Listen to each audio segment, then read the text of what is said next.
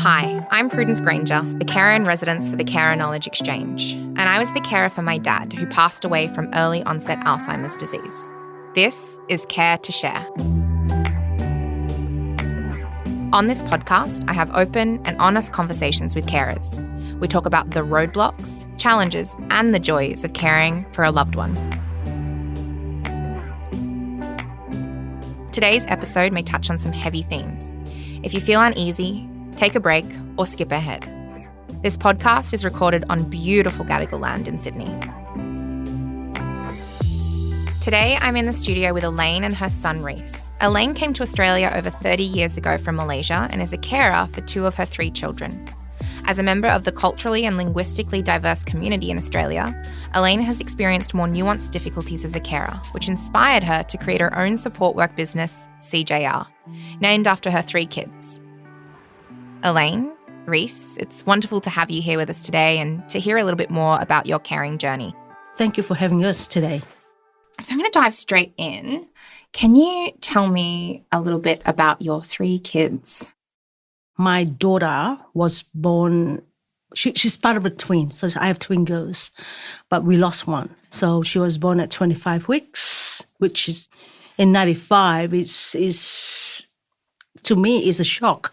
And nearly 30 years ago, I don't know how to say it. It's just like to look at my daughter that small, and then, she was in hospital from Montevideo, both of them, and then we got transferred to Royal North Shore because Montevideo Hospital don't have the facility. And nothing was prepared. I didn't know, that the baby's gonna come so early. So we got nothing. But I don't know. And then after that, 4 days later, we found out the other daughter has severe cerebral palsy. And the doctor said that, it's best to let her go because she's going to be spending her life like 95% bedridden. So we had to weigh this, should we let her go, should we not let her go? And then at the end of the day, we decided to let her go because we have 2 girls, identical twins, right? So if I were to look after one 24/7, the other one's going to be neglected. So it's a tough choice. We had to make a decision, so we let the other one go and just concentrate on my daughter now, which is, she's very healthy now. She's 29, but because of her premature, she lost her hearing because it wasn't developed. We tried everything. We went to cochlear implant. We tried everything. And then the doctor just said that because it wasn't the cochlear that was damaged, she didn't have any nerves because it wasn't developed. Right, so she's lost her hearing and she have brain hemorrhage, which part of some of the brain cells are damaged, which cannot be reproduced. Now she intellectual disability, she's hearing loss, and she's diabetic. Because her pancreas, her spleen, she cannot produce enough insulin to break down all the food. So she's got thyroid, diabetic, thyroid, intellectual disability, loss of hearing. Yeah, that's about it. I think the 4 things that she has, yeah. And your second son? He was born early as well, but we don't know. When he was born, and the next day, he developed a high fever in one of our hospital. But instead of giving babies Panadol, the doctors did all sort of things like, take fluid from his spine and bone and everything and gave him antibiotics at 1 day old. At what stage did you find out he had autism? Okay, so when my daughter was born, we are part of the NICU program because Royal North Shore came up to us and asked if we can be part of the program. They want to study neonatal babies, and we decided, yes, okay, no, just for research, right? So we put her into neonatal for the first 7 years of her life. Because having one disabled child, you kind of like notice a lot more. And then with my second son, James, right, and at the age of 8 months, you know how other kids, they respond to their names, but James doesn't. So we would call his name James, and he'll just look elsewhere. He doesn't recognize his name, so I thought maybe we could see the doctor at Royal North Shore, and they did a lot of tests, and then they said that he's autistic. And then Reese, your final son. Right. So, 5 years later, he was born. Just before Carmen was born, what was life like? So I was working with this company I was, I was getting good money, right? But then the children were born and I have to spend more time in hospital and I got redundant because they say that I'm not there, I'm always in hospital. So I got redundant, so, fair enough. But, people running a business, you have to think about their side as well. They're running a business, right? And I'm not there. So I just say, yeah, all right, So I got redundant from that company. And then I spent the first 2 years because Carmen came home with us, but she has to be on oxygen, right? And one of these monitor thing where I have to keep an eye on her. So I slept with her. Her cot is just next to me. So the first year, we don't go out. You must have been so tired. The reason is we don't go out because every time we go out, we have to bring the oxygen tank with us. And it's a lot of work, just make sure that, she's hooked up to all this machine, stuff like that. So I just stay home for the first year until she was off oxygen. And that's when we decided, okay, now we can go out. So we got to do what we got to do to keep her alive. What's the age gap between Carmen and James? 3 years. 3 years. Yeah. So you have Carmen, carting around the oxygen tank, and you have a child with extra needs, and then you have James born. You discovered about 8 months. When he was 8 months, yes. That he has autism. How did you feel in that moment knowing you now had 2 children who you had to care for beyond normal mothering? I wasn't given a choice because at the end of the day, you got to think it's not their fault. Do you know what I mean? So I can't blame them. It's my responsibility as a mum to look after them. When you're not given a choice, you just have to soldier on. You just have to do what you have to do. What did soldiering on look like for you? Busy. Like I said, I got redundant, so I stay home and I look after the kids. And Carmen has to go to Shepherd Center to do her hearing, signing, everything. And every now and then, doctor's appointments and the speech therapist appointments is every day full on. It's one after the other. 2 days a week for Carmen, 2 days a week for James, and then on the weekend I get to rest. So it's been going on for, I don't know, past 7 years of their life, until they started special needs school.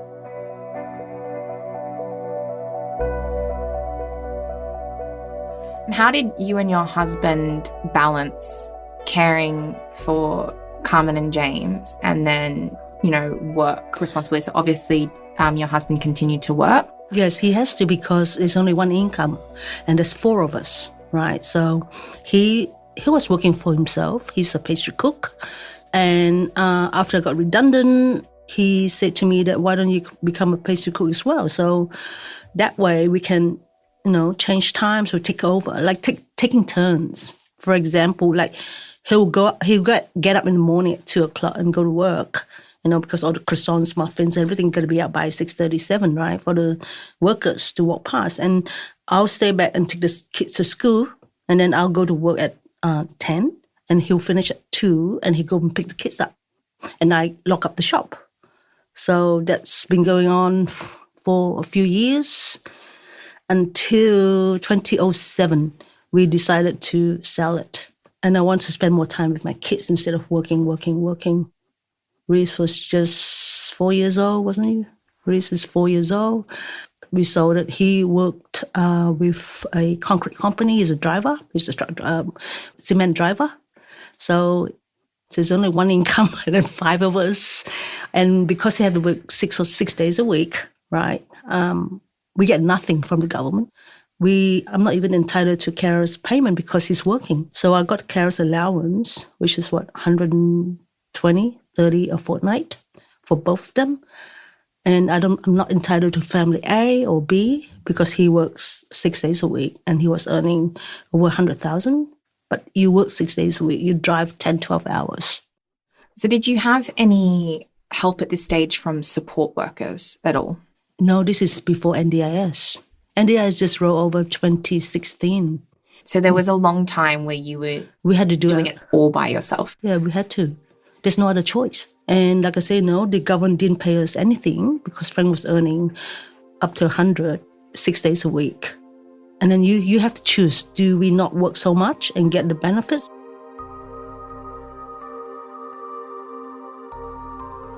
And Reese, what do you remember of this? I don't really remember the troubleships because I was just a young boy. So I grew up thinking this was all normal and just went on with my day. Did you help your parents with looking after your older siblings? A little bit. I was just a young child, so I didn't really do much, but I could do small tasks for them, like assist my brother in the shower or getting them ready for school. Or not school, but yeah. He had to take James to wait outside for the school bus to come. And he would take James out, carry James's school bags. Remember in Carlingford, he used to do that. So I have to get calm and ready. So I say, Reese, take James out. School bus will be here in a sec. So he does that. And then he'll wait outside for the school bus, and then James get off the bus, and then bring James back. So he looks after showering, like personal hygiene. So he does that for James. Still doing it. Still doing it. That's a big, big thing. I guess for you, it was what you were used to growing up. Did you ever identify or think of yourself as a carer at all? No, it wasn't until recently when my high school came up to me and said, oh, you're a young carer, and they got me through this bursary program. I tried to do it, did the first survey, they gave me $750, and then I think we tried to do the second one, but it's too complicated, so we just gave up. I couldn't be bothered. Fair enough. You probably have enough on your plate. Because they're asking so many questions just to get $750. Well, that's the way of the system often, isn't it? Yeah. That there are so many checks and balances and hoops. Sometimes it doesn't necessarily feel worth it. Yeah. So that's why we gave up, So, yeah. So like I said, he's born into the family with 2 older siblings with disabilities. So to him, he doesn't know any better. Beyond your caring roles, what's your relationship with your siblings like?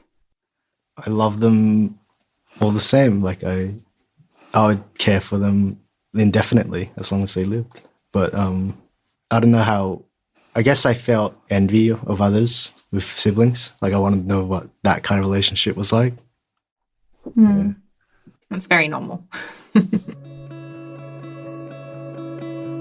Let's skip forward a little bit to when the NDIS does become a possibility and you're engaging support workers through that scheme.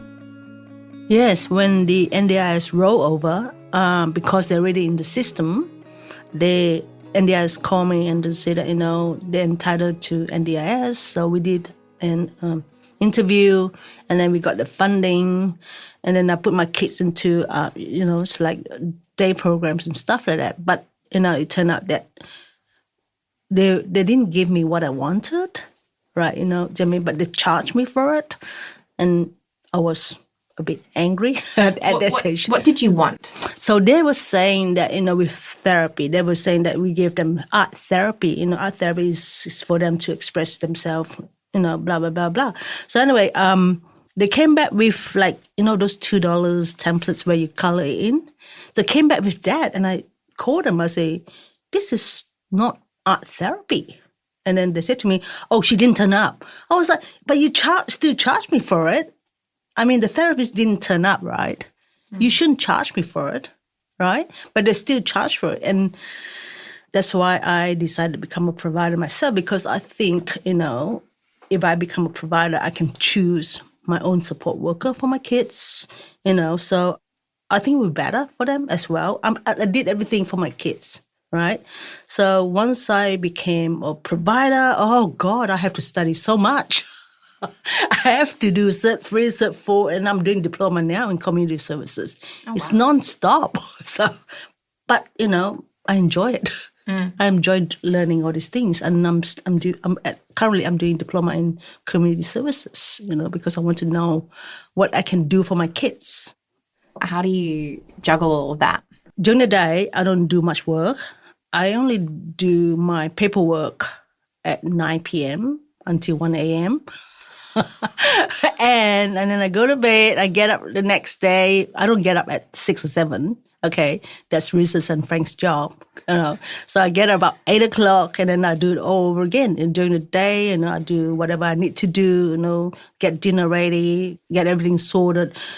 For example, Tuesday, they have to go to the gym, so I make sure that I pack everything for them, or I get Frank to pack everything for them to the gym, and then I'll just do running around the house thing during the day, and then I work nighttime.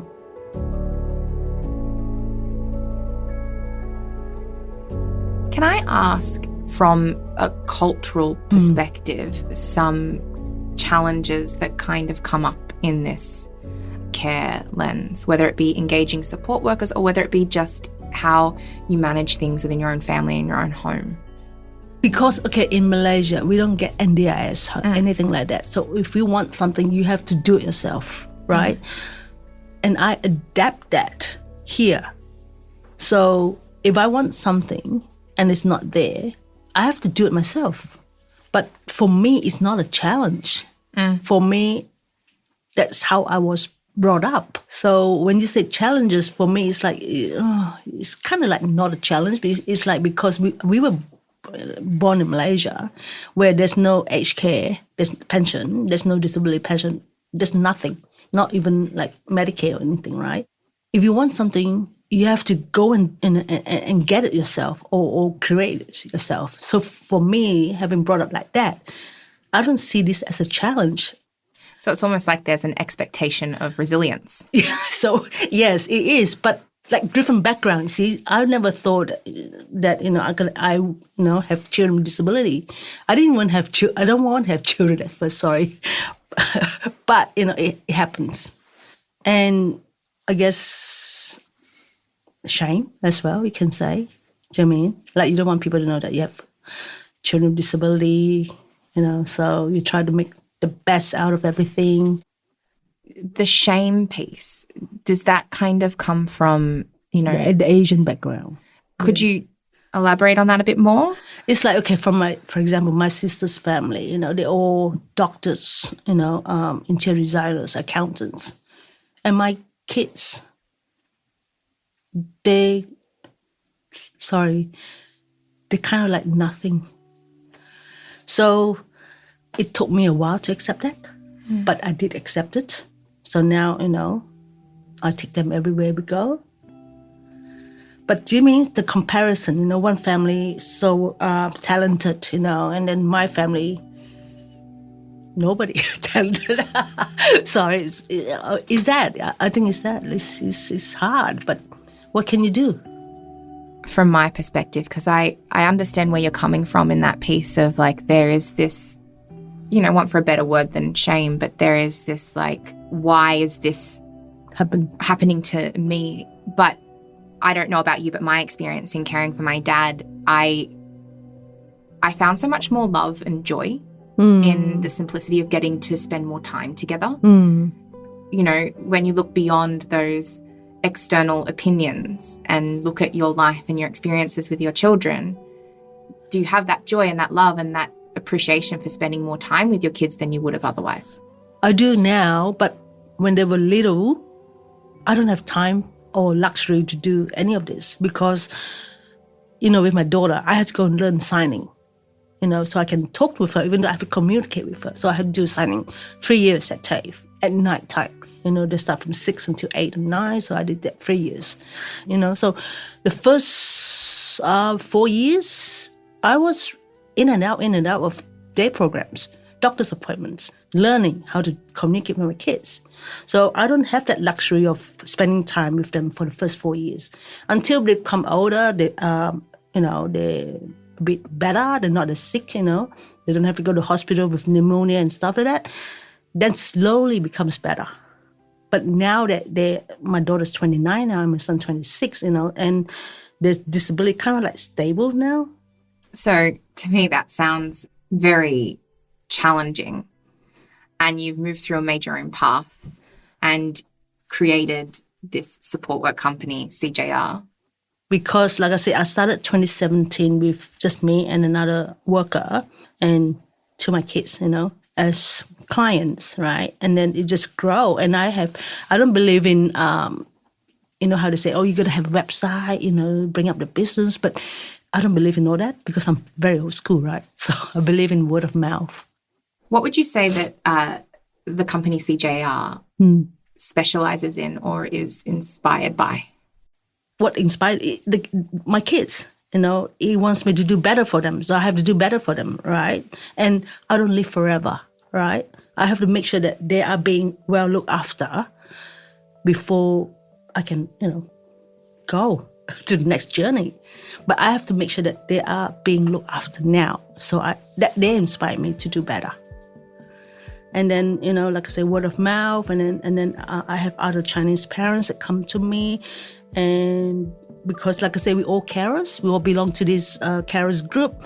So one by one, they all started coming to me. And now we are like a family. Like we go and do things together. We would have once a month just going out to have lunch together where the parents get together with the kids.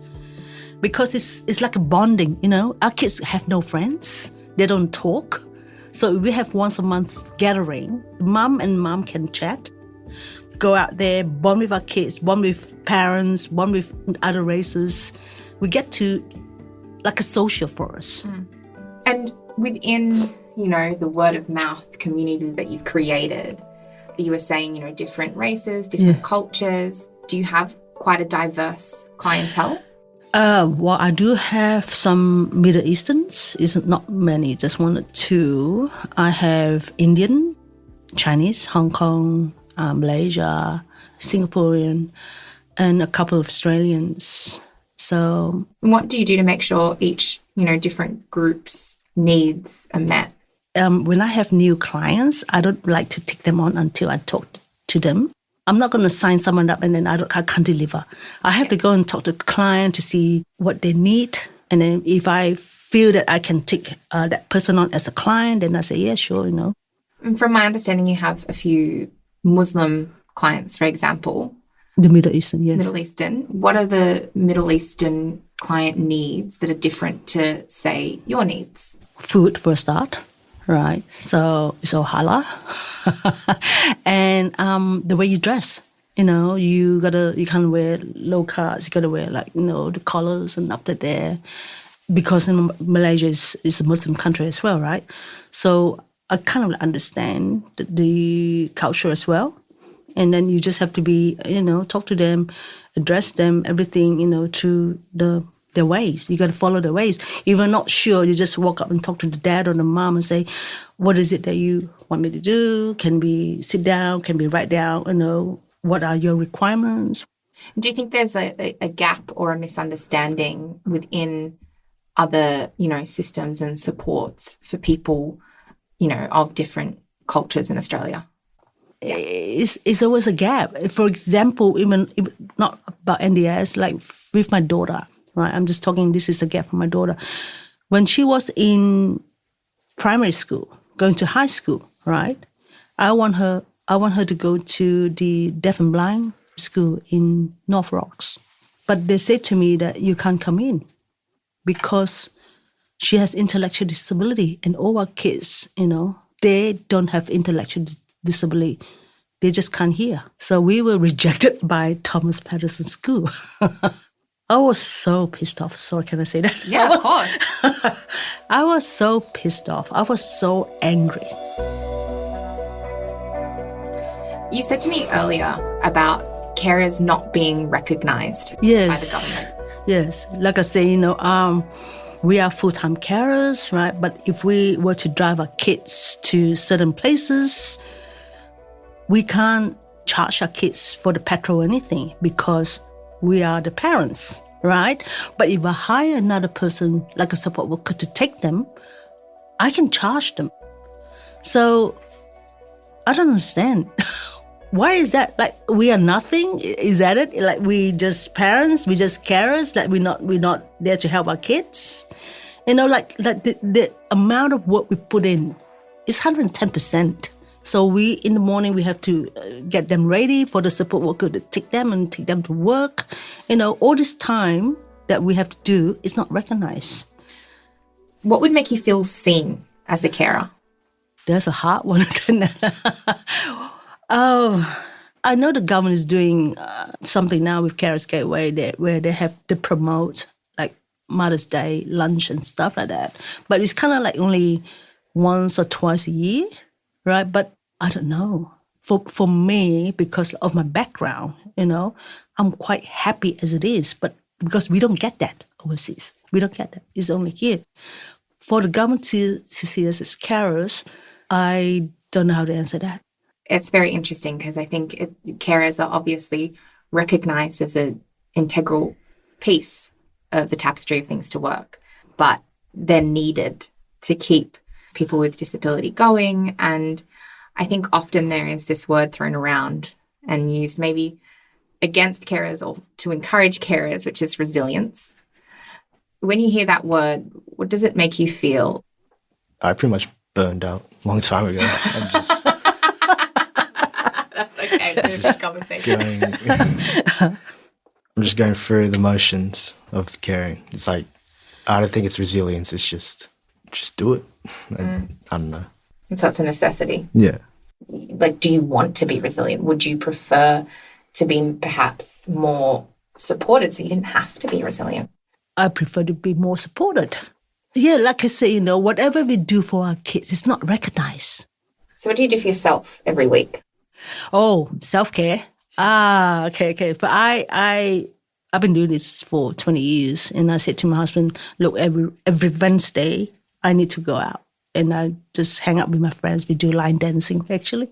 So I've been doing it for 20 years, right? Because I just need a few hours for me, right? So from 10 to 2, that's my hour on Wednesday. I don't have to think about my kids. I don't have to think about work. I just have to go out and enjoy myself for 4 hours. You'll come back fresh. You come back, you don't have to think anything for 4 hours. So inside that 4 hours is very, very important for me. So it's a great message. You need to prioritise you. I have one last question. It's for Reese. If you were to describe your mum and everything she does for your family and for you, how would you describe her? She's like a superhero, basically. She does pretty much everything for us. And I think my dad and I can both agree that we're just infinitely grateful for her actions. Thank you both so much for being here with me. It's been so nice to get to know you both and to hear your story. And I am really excited to see what the future holds for you both. And thank you. Thank you for having us. Thank you. All right.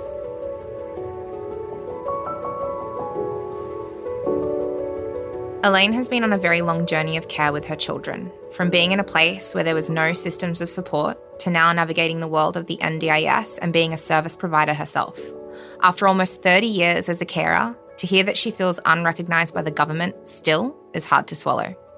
As carers, there is so much more load and responsibility, yet very little recognition or adequate financial support. What would Elaine and her son Reese's life look like if they had recognition and didn't view resilience as necessity? These conversations are important to continue towards an environment where carers are celebrated and valued in a tangible way, rather than esoterically being acknowledged for their resilience. I find this word in the carer space very interesting to navigate, as resilience to me, and I think to Elaine and Reese, isn't a badge of honour or something to be proud of. It is really a quality we have had to develop in order for ourselves and the loved ones we care for to survive.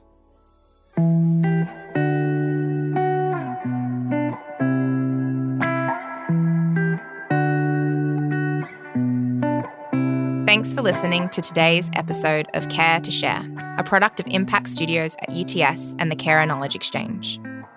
I would like to dedicate this show to my father, Timothy Granger, who passed away during the recording of Season 1. Caring for him was an experience that has changed my life forever. He was my biggest champion, my best friend, and now my greatest inspiration. The Carer Knowledge Exchange brings together carers and former carers, researchers, policymakers and practitioners to share knowledge in a bid to improve the lives of carers by connecting research to practice.